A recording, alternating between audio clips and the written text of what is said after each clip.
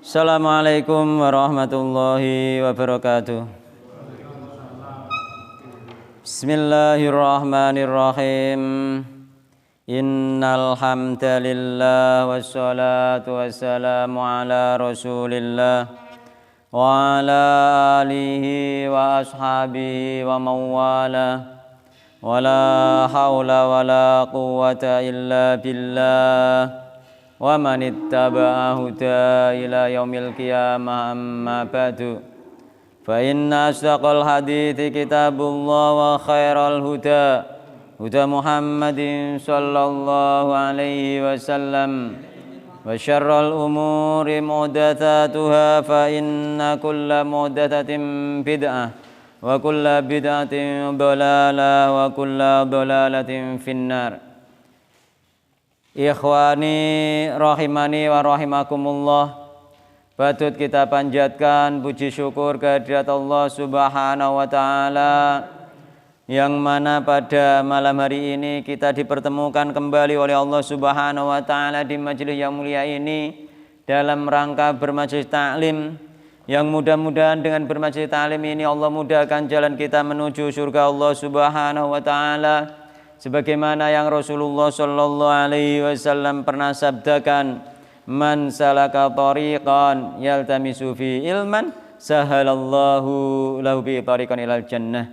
Barang siapa menempuh jalan, di jalan tersebut dia mencari ilmu, Allah mudahkan jalan dia dengan sebab mencari ilmu tersebut jalan menuju surga Allah Subhanahu wa taala. Dan mudah-mudahan kehadiran kita kali ini pula dimasukkan oleh Allah Subhanahu wa taala termasuk orang-orang yang selalu mensyukuri nikmat-nikmat Allah Subhanahu wa taala. Di antaranya yaitu nikmat sehat dan waktu luang yang sebagaimana dinyatakan oleh Rasulullah sallallahu alaihi wasallam bahwasanya nikmat sehat dan waktu luang ini banyak dilupakan oleh manusia, yakni beliau bersabda, nikmatani maghbunun fi ma katsirun minan nas asyatul faqr. Ada dua nikmat tersebut banyak dilupakan manusia, yakni nikmat sehat dan waktu luang. Termasuk teman kita ini ternyata lama enggak hadir, ternyata sakit nggih. Kula nembe angen-angen wau lagi krentek wae takono kancaku kena opo, gak tau ono ketok, ternyata sakit nggih. Masyaallah nggih. Alhamdulillah sekarang sudah kelihatan agak sehat, mudah-mudahan dihilangkan oleh Allah Subhanahu wa taala penyakitnya, jadi sehat dan bisa istiqomah nggih, ikut bermajelis taklim malih nggih. Kemarin kita masih membahas tentang bahwasanya umat ini akan ada yang menyembah berhala nggih, sedikit demi sedikit nggih. Sedikit demi sedikit akan ada yang menyembah berhala nggih. Yakni berhala tersebut maksudnya adalah di antaranya dukun nggih, itu juga masuk kategori berhala nggih, dukun, terusan danyang-danyang nggih. Itu berhala enggak harus patung berupa recono, enggak harus nggih. Jadi segala sesuatu yang diibadahi selain Allah maka itulah namanya berhala, sebagaimana kita terangkan kemarin nggih. Kita terangkan kemarin di bab tersebut, yakni apa? Latat tabi'anna sunana man kana qablakum shibrun bi shibrin wa dira'an bi dira'in nggih. Bahwasanya umat Islam akan mengikuti orang-orang Yahudi dan Nasrani sedikit demi sedikit nggih. Dan akhirnya ikut nggih, bahkan kenyataan yang ada nggih, mereka toleransi secara umum saja tidak apa-apa, tapi toleransi kebebasan sehingga sedikit demi sedikit akhirnya ikut masuk ke dalam rumah ibadah mereka. Itu termasuk wis ketok nyoto dawuh Rasulullah sallallahu alaihi wasallam, la tattabi'anna sunnana man kana qablakum shibrun bi shibrin wa dira'an bi dira'in, sedikit demi sedikit akhirnya masuk. Kan enggak mungkin nggih. Seharusnya umat Islam itu beribadah, masuk ikut beribadah di dalam peribadatan orang-orang non Islam itu enggak mungkin sebenarnya. Itu pun mungkin itulah yang diisyaratkan oleh Nabi Muhammad SAW, sehingga masuk ke lubang biawak pun umat Islam akad ikut masuk nggih. Bahkan di sini masuk ke dalam gereja nggih, misalkan sampai ikut di dalam acara ibadah mereka nggih. Ya, hati-hati nggih, itu pasti akan terjadi nggih. Wis dinas oleh Rasulullah sallallahu alaihi wasallam. Sekarang fihi masail nggih, sampun sing materine sampun, sekarang fihi masail nggih. Sing ketinggalan bisa melihat rekaman nggih. Paling tak ulas nanti sedikit demi sedikit tak ulas nggih. Karena kemarin itu hujan deras dan juga mati lampu nggih. Nggih. Mati lampune itu sampai sehari nggih. Nggih, sampai sehari nggih. Sampai napa iku sampai kula mboten sempat ngupload videone mergo gak ono wifi nggih.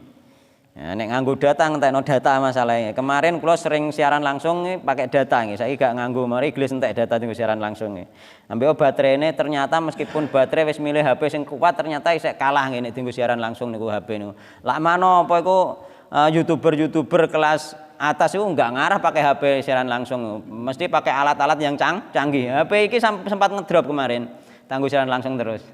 Sempat ngedrop nih. Ternyata membutuhkan baterai yang luar biasa meskipun ini sudah baterai sing wis hebat sajane wis apik. Tapi ternyata saya kalah, saya ngedrop nih, tangguh siaran langsung terus. Saiki dadi gak siaran langsung, paling kalau siaran langsung nek pas nang omah tok nganggo wifi kadang kalau.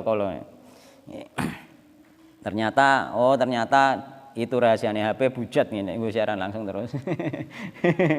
Ngene. Fihi masailu nggih. Fihi ku tetep ing dalem iki bab yakni bab tentang bahwasanya umat ini akan nggih ada yang menyembah berhala nggih. Masailu utawi pira-pira kesimpulan nggih. Pira-pira masalah yang diuraikan di sini nggih. Al-ula utai kang pertama tafsiru ayatin nisa, tafsir ayat an-nisa yakni alam taro ilal ladina nika nggih. Alam taro ladina utu nasiban minal kitabi yu'minuna bil jibti wat taghut nggih. Jadi bahwasanya di antara umat ini nanti akan ada ya yang menyembah jibet dan taghut nggih. Nah, jibet dan taghut nggih. Jibet dan taghut ini nama dari dua berhala orang-orang Quraisy nggih. Jibet itu masuk juga nggih patung berhala yang nampak nyata nggih. Misale apa iku seorang yang soleh wis digedhekno patung terus dijaluki di situ bisa nggih. Sebagaimana patung Lata Uzza dan Manat niku nggih. Atau apa iku patung zaman Nabi Nuh nggih. Itu juga dari orang-orang soleh nggih zaman Nabi Nuh nggih.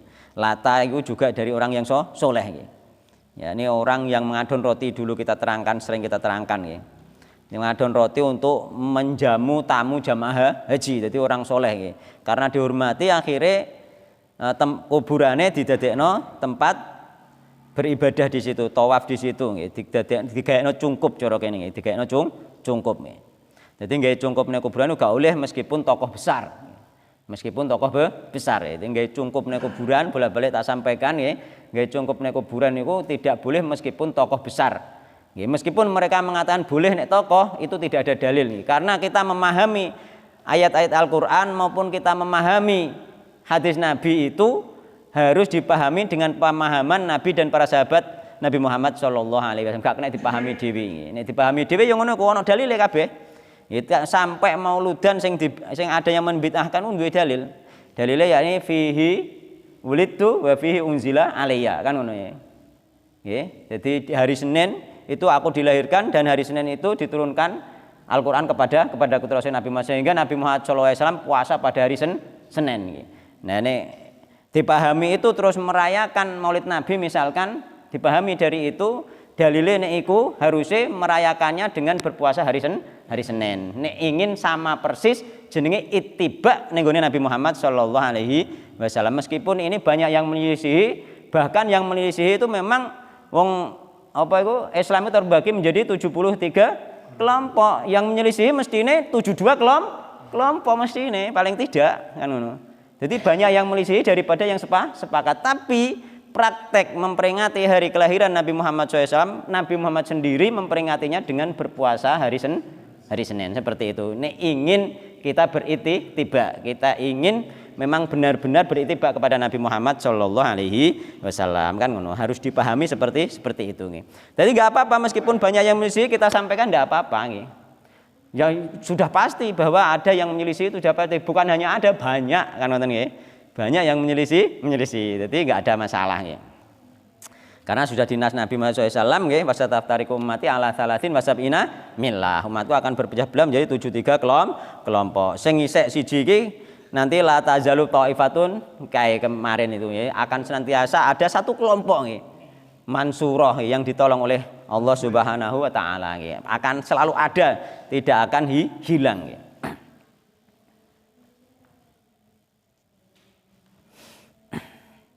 Jadi memahami itu ngono, memahami itu harus pemahaman sahabat Nabi Muhammad, bagaimana malam Jumat kemarin tak sampaikan bahwasanya orang yang nikah lebih dari 4 ya, bahkan bisa 10 ke atas itu ternyata mereka juga berdalil dengan Al-Qur'an. Wangkihu ma tabalakum minan nisa'i matsna wa thulatsa wa ruba. Gitu. Wangkihu nikahno sapa sira kabeh nggih. Wangkihu ma tabalakum minan nisa'i matsna dua-dua.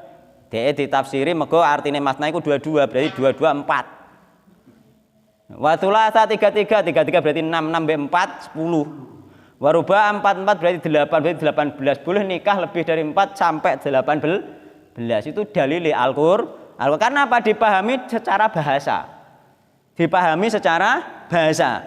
Nah, secara bahasa angger wong pinter bahasa iso ngartekno, Pak. Iso nafsir Al-Qur'an. Tapi ndak, Al-Qur'an ini ditafsir oleh praktek Nabi dan para sahabat Nabi Muhammad sallallahu alaihi wasallam. Kenyataannya sahabat Nabi Muhammad SAW yang mempunyai istri lebih dari 4, nggih, mereka itu datang kepada Rasulullah, Tuhan, ketika istrinya lebih dari 4 disuruh menceraikan, yang lainnya disuruh milih 4 saja. Jadi matsna wa thulatsa ruba iku ya loro oleh, telu oleh, papat oleh, ngono maksudnya. Bukan dadi 18 niku mau, iku karena dipahami secara bahasa. Mulane kebanyakan aliran-aliran yang tersesat, aliran-aliran yang menyimpang itu karena mereka memanainya secara bahasa, mengandalkan akal mereka, tidak mengandalkan praktek Nabi dan sahabat Nabi Muhammad sallallahu alaihi wasallam. Itu yang perlu ditekankan. Pokoknya kabeh mesti ana dalile engko. Cuma iku mau sing bener ndi, sing bener sing sesuai prakteknya Nabi Muhammad dan para sahabat Nabi Muhammad sallallahu alaihi wasallam dibalik nerono kabeh. Karena apa? Karena Al-Qur'an. Ya, Al-Qur'an yang telah diturunkan oleh Allah itu semuanya sudah dipraktekkan oleh sahabat Nabi Muhammad sallallahu alaihi wasallam. Syariat yang diajarkan Nabi Muhammad SAW sudah diamalkan ya, oleh para sahabat Nabi Muhammad SAW, mulai dari orang mau menikah ya, sampai mempunyai anak, sampai anak tadi lahir, sampai anak tadi meninggal, semuanya ada syariatnya saking Nabi Muhammad SAW, dan semua itu sudah dipraktekkan dalam kehidupan mereka. Kita tinggal nyontoh, tinggal goleki. Mulane ustate sapa wae, kiyaine sapa wae, asal manhaj cara pemahamannya bener mesti bener. Sing jadi masalah kena apa? Gak bener, mergo pemahamane pinter kaya apa, ilmu bahasane pinter mbaita maca kitab kaya apa, nek pemahamane salah mesti nek memahami salah. Dan pasti ana dalile, kan ngono. Ana dalile siji padha, tapi ngarepnone beda-beda. Lah karepe sing bener sing wis dipraktekno Nabi dan para sahabat Nabi Muhammad sallallahu alaihi wasallam iku kita cari ngene iki mencari nggih. Mencari, bahkan mungkin ada yang lebih ngerti saking kula. Mergo di sini pun ya gak wong ngaji biasa, sebagiannya kan ya wis tau ngulang ngaji bereng kan ngoten. Jadi kita semuanya bersama-sama mencari kebenaran itu, dicari sedikit demi sedikit. Nek gak cocok menengahin dhisik digoleki tenan ndak ta ora, tenan gak ta ora goleki, sehingga kita semua nanti sama-sama pinter. Akhirnya sampai nek gak cocok, misalnya kula ngendika napa gak cocok kok ngene ya, aku gak tahu krungu model ngene iki. Akhirnya sampean mencari informasi, goleki, terus goleki perbandingan ustaz iki piye kan ngoten akhirnya kan. Dengan begitu nanti akhirnya pinter ngoten lho. Jadi pinter bareng-bareng ngono. Dan kadang kula diprotes bareng ngono ya malah dadi pinter, akhirnya kula golek referensi ngono. Golek referensi neh mosok sih kan ngono, akhirnya golek referensi malih ngoten. Jadi kita itu belajar bersama bareng-bareng ngoten. Ya. Manhaj itu paling penting nggih. Kesalahan selama ini orang itu di manhaj, cara memahami nggih. Cara memahami kita tinggal anut saja nggih. Tinggal anut Nabi Muhammad sallallahu alaihi wasallam dan para sahabat nggih. Nek gak ngono bahaya nggih. Wa may yushaqiqir rasula mim ba'di ma tabayyana al-huda wa yattabi' ghayra sabilil mu'minina nuwallihi ma tawalla wa nuslihi jahannam wa sa'at masira. Kemarin yang sudah sering kula sampaikan nggih. Wa may yushaqiqir rasula mim ba'di ma tabayyana al-huda, barang siapa yang menyelisihi Rasul setelah datang kepadanya petunjuk, wa yattabi' ghayra sabilil mu'minin, dan mengikuti jalan selain jalan kaum mukminin, yakni mengikuti jalan selain jalan sahabat Nabi Muhammad sallallahu alaihi wasallam, nuwallihi ma tawalla wa nuslihi jahannam, akan kami palingkan dia kemana berpaling nggih, wa nuslihi jahannam, dan kami masukkan dia ke dalam neraka jahanam. Terus ya Allah Subhanahu wa taala, wong wis roh petunjuk sing jelas bahwa ini ayate prakteknya Nabi ngene lho, praktek sahabat ngene kok dhek gak gelem mengikuti praktek Nabi mbekan praktek kaum mukminin sing dinas ning kene yakni para sahabat Nabi Muhammad sallallahu alaihi wasallam konteks ayate menghadapi sahabat Nabi Muhammad sallallahu alaihi wasallam kok dhek gak anut praktek sahabat Nabi Muhammad sallallahu alaihi wasallam terus Allah nuwallihi ma tawalla wa nuslihi jahannam kami palingkan kemana dia berpaling wis tambeno dhek berpaling seneng ning nggone bid'ah yo mben seneng ning nggone bid'ah nggih wa nuslihi jahannam tapi ngono dibeno malah dipalingno karo Allah berarti dia malah semakin giat memusuhi Ahlussunnah wal Jamaah semakin giat dia dipalingkan oleh Allah kemana dia berpaling dari dia berpaling ke bid'ahan dipalingkan sisan oleh Allah Subhanahu wa taala nggih wa nuslihi tapi terus dilanjutane iki sing bahaya nek dipalingno tok terus disepuro gak apa-apa dipaling terus wa nuslihi jahannam wa sa'at masira hati-hatine ning kono nggih iku masalah manhaj nggih. Gue berkali-kali kalau sampaikan, tapi kadang-kadang tiang niku kadang-kadang kan ono sing langsung paham, ono sing apa memang pas ngaji pas ngrungokno ono kadang lale. Wong kadang ngaji kan oleh berapa persen kan kadang lale. Kadang-kadang biyen bar tak sampekno bolak-balik kadang-kadang nyantole saiki. Mungkin rahmatnya dari Allah untuk dia ini hari ini kan ngono. Ya, jadi enggak semua mendapatkan yang sama itu akan bisa. Jadi di majelis taklim pun ini berbeda-beda nggih. Mungkin dari sisi niatnya budale nggih, niate terus fokuse iku nanti akan mendapatkan yang berbeda-beda. Kula mawon nek bermajelis taklim pas ngaji ning ngene ustaz niku ayat berkali-kali disampaikan kadang-kadang saat itu lagi sadar baru dapat faedah. Ya, kan baru dapat iya. Padahal ayat itu sudah berkali-kali disampaikan. Mulane Nabi Muhammad yang menyampaikan hadis itu juga berkali-kali. Ya, sampai sahabat itu untuk hadis bolak-balik cara Nabi gak nyampeno bolak-balik iki gak ngarah tak sampeno. Ngono. Gara-gara disampaikan Nabi bolak-balik sehingga iki menunjukkan penting kan ngoten. Nah, ada riwayat hadis sampai yang seperti itu sahabat Nabi sampai ketika mau meninggal baru disampaikan karena merasa itu penting. Takutnya nggak ada sahabat Nabi yang lain yang menyampaikan karena tidak semua sahabat yang dengar langsung menyampaikan, sebagian mereka dipakai sendiri, sebagian memang menjadi ulama menyampaikan, tidak semuanya itu menyampaikan.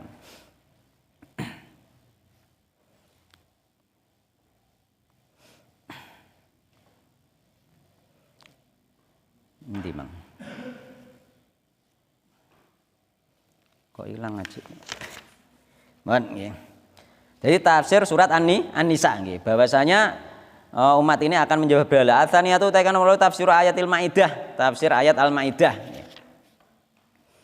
Tafsir ayat Al-Maidah yakni qul hal unabbiukum bisyarr min dzalika matsubatan indallah mal'anallahu wa ghadiba alaihi wa ja'ala minhumul qiradata wal khanazira wa abadat taghut. Iki kemarin nggih, bahwasanya Allah menghabarkan di dalam Al-Quran bahwasanya orang yang paling buruk itu adalah orang yang paling buruk yang mendapatkan laknat dan murka dari Allah Subhanahu wa taala adalah orang-orang yang diazab Allah menjadi kera dan menjadi babi. Dikarenakan mereka apa kemarin dosa yang paling berbahaya ngakali hukum. Ngakali hukum itu sangat berbahaya. Ngakali hukum itu didadekno kethek. Ini zaman biyen langsung didadekno kethek nggih. Langsung didadekno kethek, ambek didadekno celeng nggih. Mereka dijadikan kera, dijadikan apa? Babi nggih. yakni pelanggaran kaum Nabi Musa nggih, mengambil ikan nggih. Mengambil ikan di hari Sabtu itu nggih, ngakali hukum, nggih apa jebakan di hari Kamis di hari Jumat diambil di hari Ahad. Nah, dhek ngakali padahal iwake sing teko iwak hari Sabtu klebune jebakan mau dicukupi ngakali hukum. Dan banyak sekali orang-orang pinter saya ngakali hukum nggih.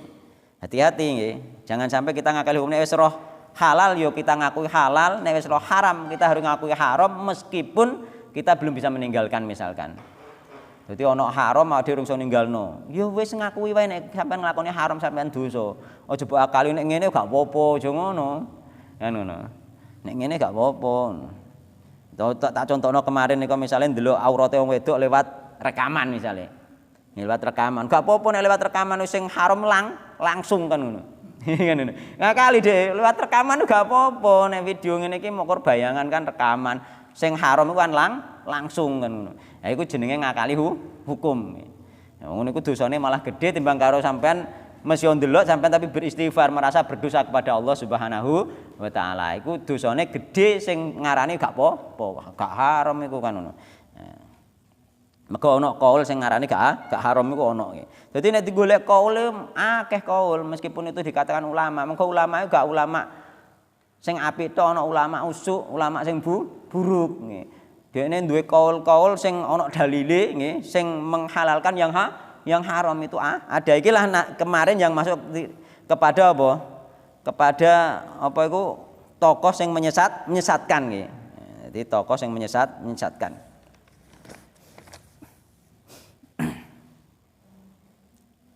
Yakni pemimpin-pemimpin yang menyesatkan nggih. Termasuk yang ditakuti oleh Nabi Muhammad sallallahu alaihi wasallam. Wa inna ma akhafu ala ummati alaimatal mudillin nggih, pemimpin yang menyesatkan nggih. Jadi Nabi paling wedi pemimpin yang menyesatkan. Kenapa? Mergo pemimpin yang menyesatkan nek jenenge pemimpin ini biasanya duwe pengikut, nggih, duwe pengikut dan diikuti. Nggih. Dan mengikuti pemimpin masyarakat awam misalnya mengikuti pemimpin dengan membabi buta masuke ning hukum kesyirikan. Mulane paling ditakuti masuke ning hukum kesyirikan masalahnya.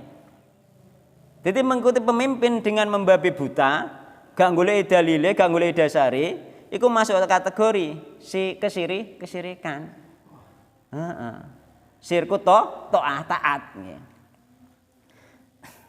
Sehingga apa ning kono paling ditakuti oleh Nabi Muhammad SAW nggih. Innama akhafu nggih paling ditakuti nggih. Padha mbek syirik inna akhwafa ma akhafu alaikum asyirkul asghar itu nggih. Yang paling aku takutkan adalah syirik asghar nggih. Apalagi taat kepada pemimpin ini nggih bisa mengarah kepada syirik akbar. Malah lebih ditakuti oleh Nabi Muhammad sallallahu alaihi wasallam. Mulane hati-hati terhadap pemimpin nggih, pemimpin yang menyesatkan nggih. Duwe pendapat-pendapat sing aneh-aneh. Pemimpin ya termasuk ulama aku maksudnya nggih. Tokoh lah intinya tokoh nggih. Jadi tafsir ayat Maidah. Asali satu kan matlu tafsiru ayatil kahfi. Tafsir surat Al-Kahfi. Bahwasanya kemarin itu nggih, tokoh-tokoh penguasa Islam pada zaman Ashabul Kahfi dibangunkan, nggih, mereka itu berencana membangun nggih, tempat ibadah di depan pintu gua nggih. Yakni engko akhirnya dinggo napak tilas beribadah di situ dan ini dilarang nggih. Dilarang di dalam Islam yakni di surat Al-Kahfi nggih. Jadi surat Al-Kahfi ayat 21 nggih. Qala alladziina ghalabu 'ala amrihim lanattakhidanna 'alaihim masjidan nggih. Akan dibangun nggih, akan kami bangun nggih, sungguh akan kami bangun nggih di tempat nggih petilasan Ashabul Kahfi masjid. Wis ana zaman Ashabul Kahfi sebelum Nabi Muhammad diutus itu sudah ada nggih. Yani apa? Tempat-tempat petilasan sing digawe masjid iki wis ana nggih. Jadi ora saiki to, mulane saiki akeh tempat petilasan digawe masjid nggih, bahkan kuburan nggih. Dadi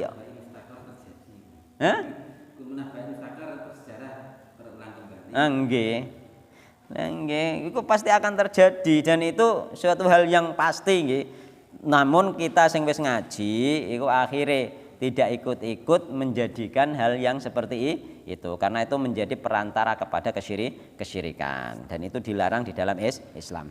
Ar-rabi'atu utawi kang nomor 4 wahia utawi kang nomor 4 iku min ahammiha. Termasuk setengah saking sing paling pentingnya kesimpulan iki. Yaiku rupane apa maknal iman nggih. Apakah makna iman bil jibti terhadap jibet wa tagut lan terhadap tagut. Apa maknane iman terhadap berhala-berhala dan terhadap setan-setan. Maknane iman fi hadzal maudhi'i ing dalem panggonan iki apa maknane? Mergo iman sing diarani iman niku apa? Iman itu diucapno nggih, lisan diyakini ning ati, dipraktekno amal anggota badan. Mulai nek sampean wis duwe keyakinan ning ati, nggih, keyakin mbek dukun misalnya, yakin mbek dukun, maka itu masuk kategori kesyirikan. Yakin mbek setan danyang-danyang misalnya, sampean wis masuk kategori ning gone kesyirikan. nek keyakinannya itu dianggap sebagai perantara nggih dari Allah Subhanahu wa taala, maka masuk kategori syirik asghar. Tapi nek sampean yakin bener dia bisa mewujudkan sing sampean minta, maka masuk syirik akbar kan. Nek dijadikan perantara kenapa syirik asghar? Karena berkeyakinan yang salah ya, menjadikan perantara yang tidak dijadikan perantara oleh Allah Subhanahu wa taala iku masuke syirik asghar. Jadi ngono. Nah. Au nggih hal huwa i'tiqadu qalbin, apakah yang dimaksud iman mbek jibet mbek togut itu keyakinan dalam hati, au huwa muwafaqatu ashabiyya, atau yang dimaksud itu adalah cocok atau mengikuti nggih pengikut-pengikut dukun dan setan, ma'budiha berserta apa marah dengannya, wa ma'rifati butlaniha dan mengetahui kebatilannya.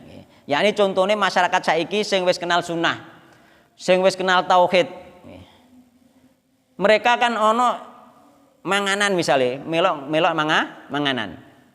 Apa ngono iku sing dimaksud iman mbek jibet mbek togut? Belum tentu. Dia melok mangananane kena apa? Ya kan dia melok manganan tapi dia aslinya benci, gak gelem. Dia ngerti nek iku salah, tapi wedi bapake misalnya. Kan ngoten. Tapi wedi bapake sehingga melok iku terpaksa. Meloke terpaksa iki gak kena mbok darani syirik akbar wong sing model ngene iki. Nggih. Gak kena meskipun dia melok budal rono, tapi dia itu membenci dan mengetahui bahwa itu salah nggih. Itu terpaksa nggih, terpaksa masuke gak syirik akbar, nek terpaksane gak sampai darurat nggih, hanya terpaksa saja gak sampai darurat, maka dia masuk syirik asghar. Tapi nek dia darurat maka disepuro karo Allah Subhanahu wa taala. Misalnya mengancam nyawa, maka dia syirik asghar saja tidak. Ya, sebagaimana yang dahulu terjadi itu dakhalal jannata rajulun fi dzubabin kemarin. Jadi ono wong seorang laki-laki itu masuk surga sebab lalat. Nggih to? Nggih to niku dalile. Terus ono laki-laki masuk neraka sebab lalat. Nggih. Yakni ketika dekne iku melewati suatu tempat berhala, suatu tempat yang diagungkan penduduk situ, nggih dekne dikongkon dipeksa nek gak dipateni, kongkon kurban. Meskipun seekor lalat, sing siji terpaksa deh. Timbang karo aku mati, korban lalat wae gak apa-apa, lalat kecil wae. Korban lalat, tapi dia apa pertimbangannya bukan karena apa itu ingin berkorban kepada tapi terpaksa. Tapi ini syariat sebelum Nabi Muhammad SAW, orang yang terpaksa seperti ini masih dihukum oleh Allah, yakni masuk neraka dakhalan nar.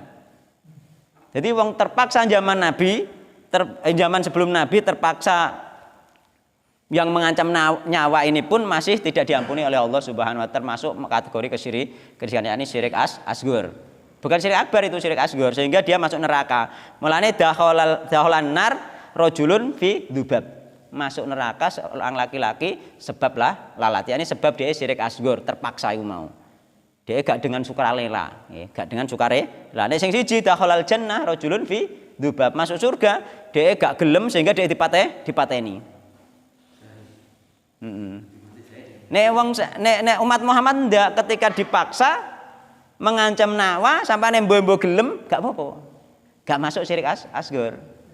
Enak saiki, mulane saiki misalnya sampean terpaksa bener, tapi nek sing kaya melo mangan terpaksane gak terlalu lah terpaksane, ya dia tetap masuk syirik asghar nantinya. Tapi dia karena hatinya tidak suka, hatinya benci dan mengetahui bahwa itu kebatilan, sehingga dia tidak dikategorikan syirik akbar. Aja boleh syirik akbar wong sing ngono ku, dan wong ngene iki akeh asline pisan.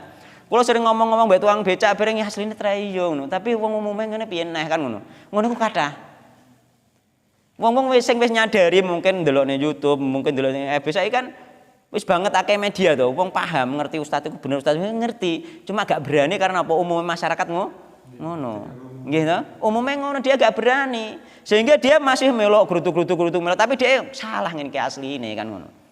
Ngerti butuhe dhek sing penting lha ya umume wong melok mosok gak melok. Lah wong sing ngene iki masuke nanti syirik asghar, gak sampai syirik akbar. Dan orang-orang seperti ini nanti akan ikut muncul ketika nggih ahlu sunnah sudah banyak, sudah kelihatan nampak baru ikut muncul, sebagaimana dakwah Nabi di Makkah. Wong sing benerno Nabi dari kalangan awam itu sebenarnya sudah banyak.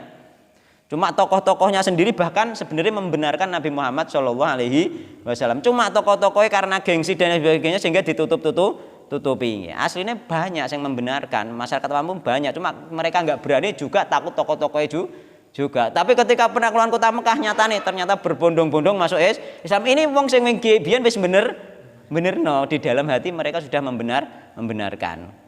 Dan itu banyak sekali nih.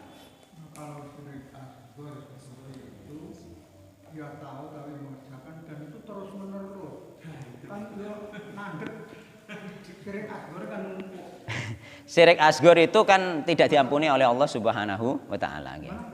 Syirik asghar itu tidak diampuni oleh Allah Subhanahu wa taala. Lagi ancamannya neraka.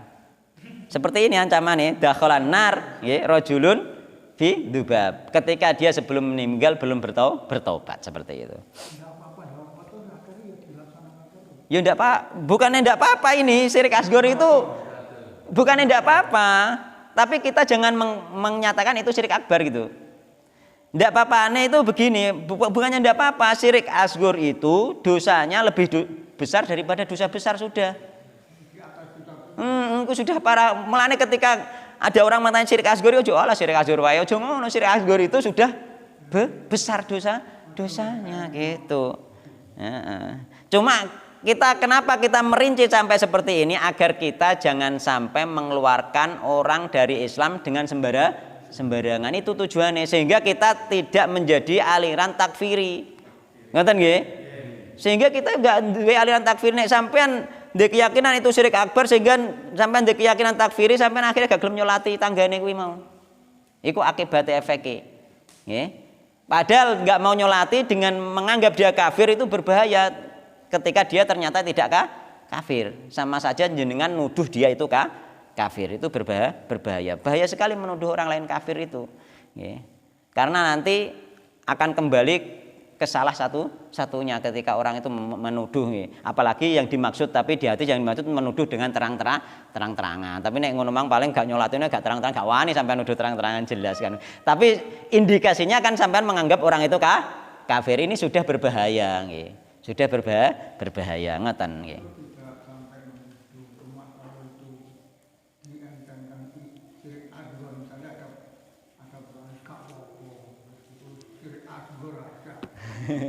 Lah ajalnya itu, makanya harus diterangkan, harus digandengi diterangkan bahwa syirik asghar itu dosanya lebih besar daripada dosa besar, harus diterangkan seperti itu. Jadi masyarakat itu syirik asghar wae kan ngono kadang-kadang. Nah itu karena mereka nggak paham syirik asghar. Nah, itulah tugas kita menerangkan bahwa syirik asghar itu sesuatu yang paling ditakuti oleh Nabi Muhammad SAW dan dosanya lebih besar daripada dosa besar. Karena ketika tidak bertobat tidak bisa diampuni oleh Allah Subhanahu Wa Taala. Adapun dosa besar ketika enggak bertobat masih tahta masyiatillah, bisa diampuni oleh Allah Subhanahu wa taala.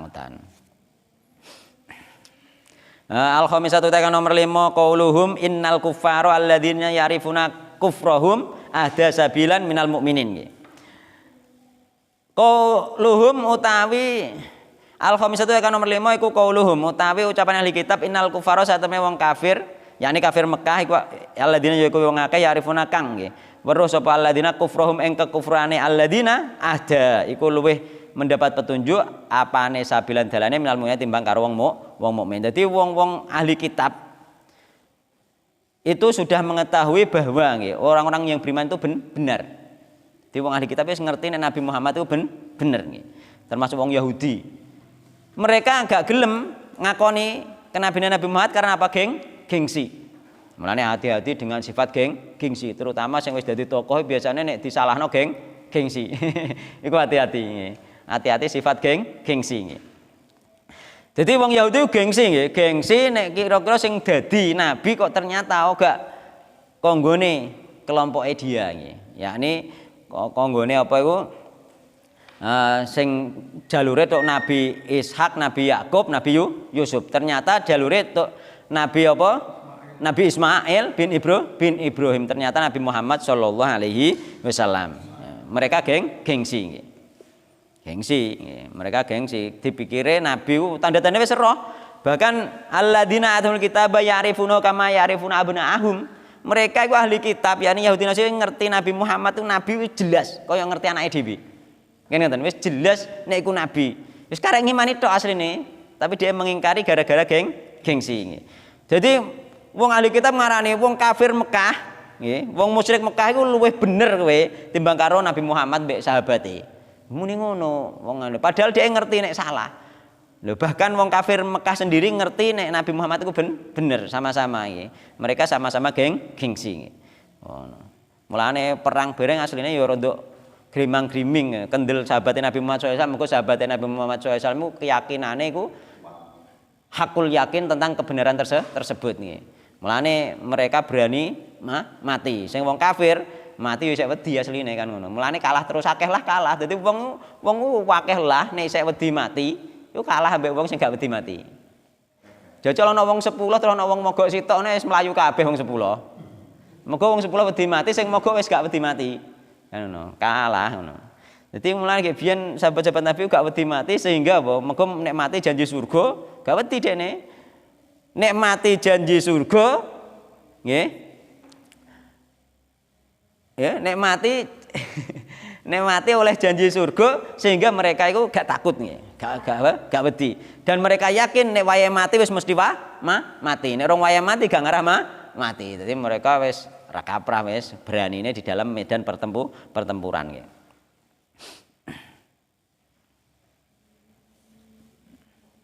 Nek wong saiki diejek ngono ae wis minder. Nggih minder. Asadisatu ekonomen wahya al maksudatu bitarjamati anna hadza la budda ayujada fi hadil ummati. Kama taqarrara fi hadithi Abi Sa'idin. Wahya utai kang nomor 6 iku al maksudatu nggih, yang dimaksud bitarjamati di dalam bab ini. Yaiku anna hadza nggih, sak temene iki yakni apa? Beriman kepada jibedat togut, iman ning gone dukun, iman ning gone danyang nggih. Iman ning gone apa iku wong-wong soleh sing disembah iku la buddha, artinya ora kena ora, yakni wajib ayu jada yang to terjadi fiadil umati di dalam umat iki. Jadi wajib terjadi nggih penyembahan terhadap berhala di umat ini nggih. Gak bisa tidak, mergo wis dinas kemarin nika nggih, wis dinas nggih. Kama taqarrara, kama kaya keterangan taqarrara kang ditetapkan fi hadits Abi Sa'idin ing dalam hadis Abu Sa'id yakni la tabiunna kemarin sunana mangkana qablakum. La tabiunna sanana mangkana qablakum ya kena sanana kena sunana kena nggih.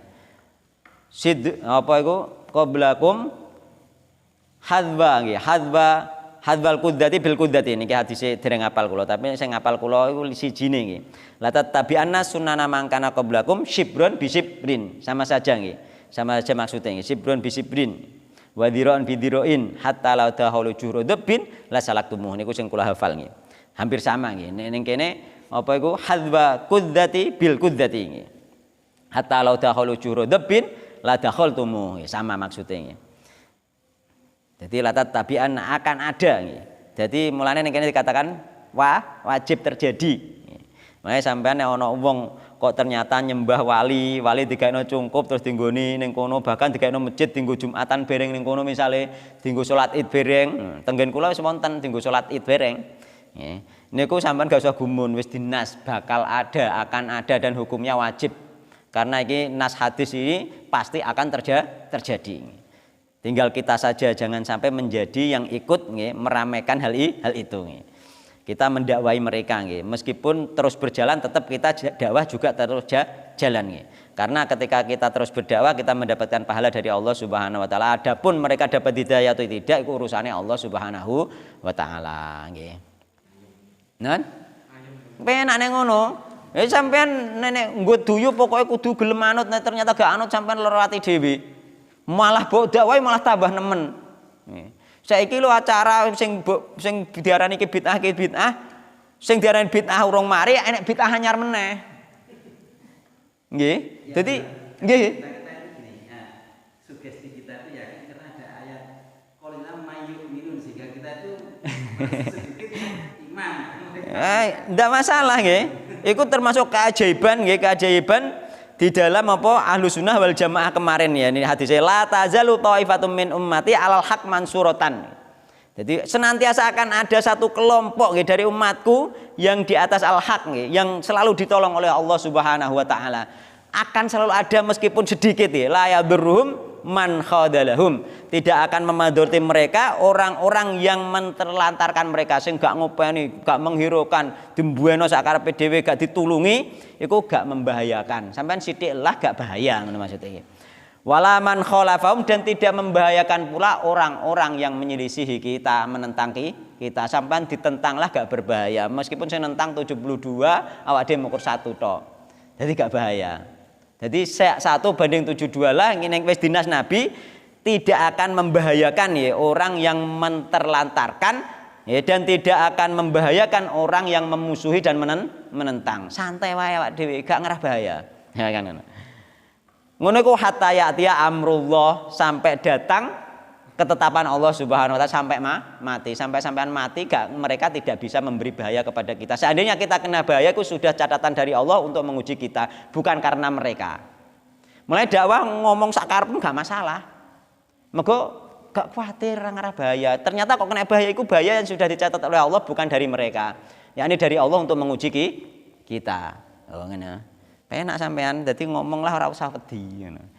Sing penting ora ngajak tukaran. Nek ngajak gelut umpama kok ana wong gelut, wong Islam gelut, wong Islam wis dinas kinane nggih. Ketika pedang sudah terlanjur dihunus, wis terlanjur perang, maka umat Islam akan perang sesama umat Islam sendiri sampai hari kiamat. Wong Islam tukaran mbek wong Islam iku wis biasa sampai hari kiamat.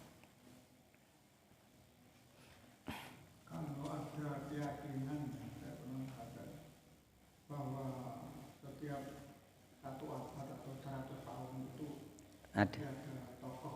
Nggih. Nggih. Nggih. Ada hadisnya itu. Ada hadisnya.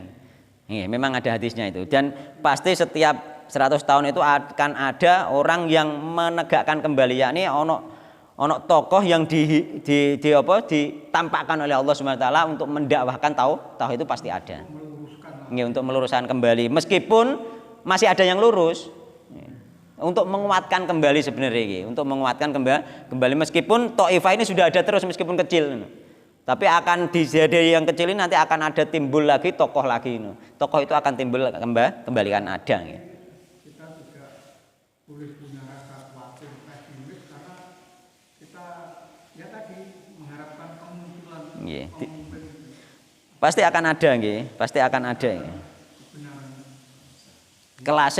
Kelas dunia nggih, kelas dunia nggih. Tahun 1912 Madalan terus graduan. Wallahu taala alam nggih. Wis ora usah diotak-atik, sing jelas ada terus. Ya sing jelas ada terus. Ahlussunnah wal Jamaah akan hidup terus. Itu yang jelas itu. Wis gak usah diotak-atik sapa-sapa wis urusan sing penting akan selalu ada terus. Nggih. 2022. Nggih. As-sabiatu tasrihuhu nggih. Pernyataan Nabi Muhammad biwuqu'iha nggih akan terjadinya penyembahan berhala. Akni nggih ngarepake sinten Nabi ibadatul autsani ing penyembahan berhala fi hadil ummati di dalam ini umat nggih. Fi jumu'in katsiratin, dalam jumlah yang banyak. Akeh jumlahe, Pak. Mulane wong-wong sing ning manganan niku luwih akeh lho timbang karo sing gak. Wis diras Nabi akeh jumlahe ngono. Akeh jumlahe nggih. Nggih. Atsaminatu takang nomor 8 al-ajabul ujab nggih. Sesuatu yang menakjubkan, hal yang amat menakjubkan. Yaiku rupane apa? Khurujuman. Nggih, iki kesimpulannya hadis kemarin ya. Khurujuman yaiku rupane muncule keluare wong yadai yang dia itu mengaku an-nubuwata kenabian, dia mengaku nabi, mengaku mendapatkan wahyu. Mithlul muhtari, contohnya al-muhtar. Al-muhtar itu pada zaman akhir sahabatnya. Beliau ini berasal dari Taif. Dia mengatakan nabi, kemudian diperangi di bawah pimpinan panglima perang Abdullah bin Zubair. Dia ini meninggal nggih. Al-Mukhtar meninggal tewas di pertempuran melawan panglima perang Abdullah bin Zubair tahun 64 Hijriah. Ada lagi diantaranya banyak zaman sahabat itu banyak Aswad Al-Ansi juga ada, terus anaknya Musailamah Al-Kadzab nggih. Sing terkenal Musailamah Al-Kadzab niku. Musailamah Al-Kadzab iku bahkan duwe pasukan sampai 40.000 pasukan. Padahal ngaku nabi. Isih oleh pengikut. Zaman sahabat. Lho, zaman sahabat nggih. Nah, tulisnya nabi jenenge sapa nggih. melok. Nggih. Lha ya sampai apa? Tapi dikalahkan ketika perang dengan apa dengan para sahabat Nabi itu dikalahkan oleh panglima perangnya pada waktu itu Khalid bin Walid nggih, melawan Musailamah Al-Kadzab ya, melawan 40.000 pasukannya Musailamah Al-Kadzab nggih. Akhirnya beliau juga dia juga meninggal nggih, mati di tangan Wahsy Ibnu Harb. Musailamah Al-Kadzab duwe pasukan sakmono kae nggih. Jadi mithlul Mukhtar, contohnya Al-Mukhtar nggih. Sing terkenal kedua diantaranya tadi Musailamah Al-Kadzab terus Al-Mukhtar nggih.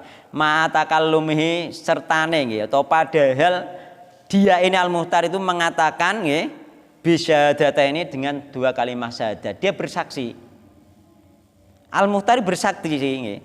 Wa tasrihihi dan apa iku tasrih iku menyatakan ke publik, yakni mendeklarasikan nggih. Jadi Mukhtar ini juga mendeklarasikan bi annahu bahwasanya Al-Mukhtar iku min hadil mati termasuk umat iki. Aku iki yo umat Muhammad ngono.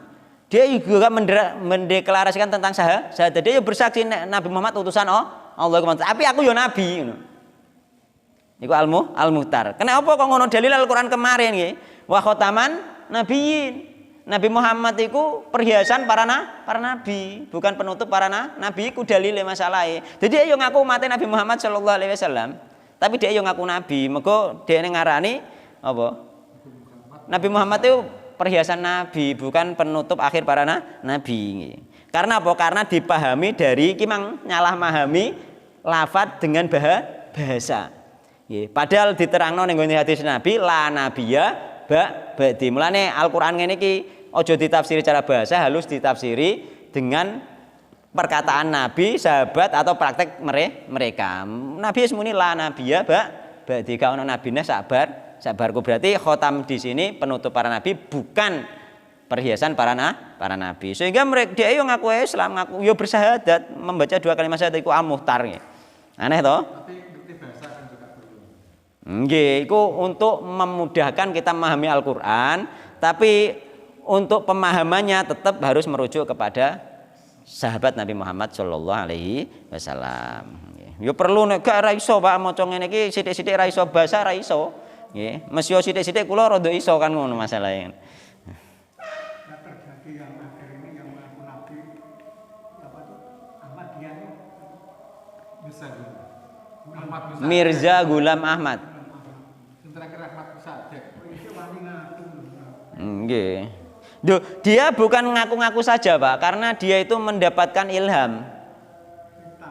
Nggih, cuma ilhamnya itu kan dari setan. Ada karena dia mungkin bisa meyakinkan dengan mungkin mukjizatnya yang diberikan oleh setan tersebut. Duh, dene dhewe yakin nek nabi masalah Pak gak ngaku biasa. Dia dhewe yakin nek nabi masalahe. Wis oleh pen kaya Ahmad Musaddiq setelah dia nyepi ning gubuke niku kan. Itu kan dia aslinya untuk bisikan ngono lho. Bisikan itu mungkin memuji dia bahwa dia dekat dengan Allah kan ngono dulu pertama. Terus pada akhirnya dikatakan bahwa dirimu itu nabi. Mendapat wahyu ada bisikan-bisikan itu mengaku dari Allah Subhanahu wa taala. Akhirnya kan seperti itu. Sehingga dia ngaku pede dan dia merasa benar ngoten lho.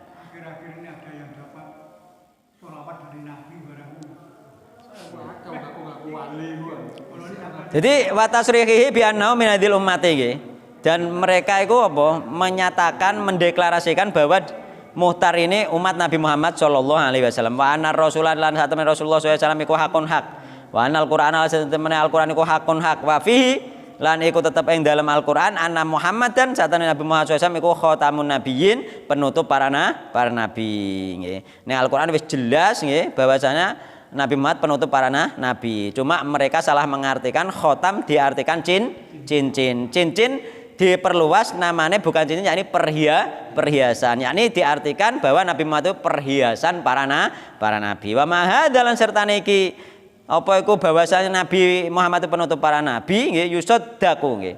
Den benerake sapa anu mau muhtar fi hadza kullihi nggih ing dalem iki pengakuane muhtar kullihi ya sekabehane pengakuane muhtar yakni al muhtar ngaku sebagai nabi dan ngaku sebagai umat Nabi Muhammad itu dipercaya karo wong zaman semono matadodi al wadihi nggih beserta apa iku meskipun pertentangan yang jelas ada pertentangan yang jelas tapi tetap pada saat itu dipercaya banyak orang sehingga bisa mengumpulkan pasukan yang berani berperang 40.000 orang berani berperang loh. Mergo yakin nek Musailamah al-Kadzab iku bener sampai seperti itu. Iku sing Musailamah al-Kadzab sing al-Mu'tad juga seperti itu banyak juga orangnya nggih. Cuma jumlahnya kula supe nggih. Tapi sing jelas ada jumlahnya nggih. Jumlahnya banyak yang mengikuti nggih. Mulane ning kene ngantek apa iku waqat kharajalan teman-teman muncul nggih sapa al-Muhtar fi akhiri asri sahabah ing dalem akhir masa-masa sahabat wa tabi'ahu lan ngikuti hu ing al-Muhtar sapa fi amun kelompok kathiratun kang akeh sing ngikuti wong akeh. Mulane sing ngaji bener iki kadang sing ngikuti ora patek akeh iki wis maklum mawon ngono. Tapi wong sing gak bener ngono iku jajal ki ngadakno konser sing teko lak akeh kan ngono. Nggih to? Ki sampean ngagedakno konser sing teko akeh karena hanya di situ bersenang-senang hanya bernafsu-nafsu saja nggih mengikuti nafsu saja akeh kok sing teko ngono. Nah, kaya misalnya ono batu ponari ini sing teko wis sak pirang-pirang sak Indonesia to teko kan ngono. Jajal mbok warai Al-Fatihah nggih. Mbok warai Al-Fatihah mbok bendekno ning YouTube nganti kaya apa nek Al-Fatihah 5 quri alahu. Al-Fatihah untuk apa dia dibaca wis mbok gandani ngono mbok nggo maca mbok nambani racun lah Al-Fatihah ku mari mbok kandhani ngono lah ra ono sing teko. Ya ngono. Apa belajar misalnya gak ono, tapi nek ono watu ponari sing teko sak Indonesia. Padahal Al-Fatihah luar biasa nek jenengan bolak-balik sing kula wasiatno biasanya Al-Fatihah karena itu sering tak pakai nggih. Sering tak pakai sampai sering sekali nggih kemarin aku kena uler ning kene kena uler gremut-gremut ngene delok uler ribu-ribu sing gatel ngono iku. Langsung tak cekeli tak wacana Al-Fatihah. Dia tidak bisa racunnya gak iso menjalar langsungan. Gitu. Bacakan aja. Langsung aku tapi yo tak wacano sampai berkali-kali terus wis tak tinggal tapi aku cawe sobat. Engko nek gatel tak obati kok ngono ae.